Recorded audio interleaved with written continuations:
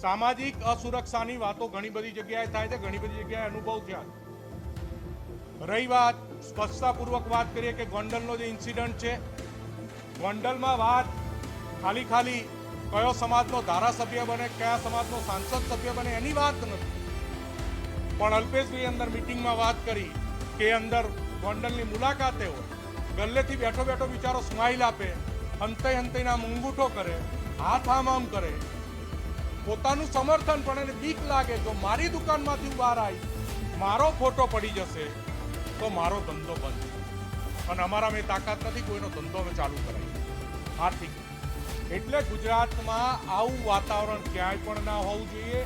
કોઈ પણ સમાજ, કોઈ પણ વ્યક્તિ કોઈના પણ દબાણમાં ના રહે એવા ભયમુક્ત વાતાવરણનું સર્જન કરવાની જવાબદારી ગુજરાતની સરકારની છે।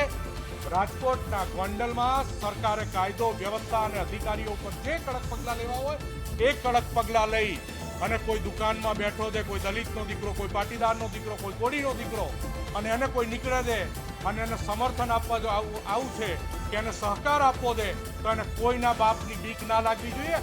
આ ભયમુક્ત ગોંડલની સર્જન ગુજરાતની સરકારે કરવી જોઈએ। આ સૌથી મોટો આક્રમક રીતે રજૂ થયેલો આ મુદ્દો છે।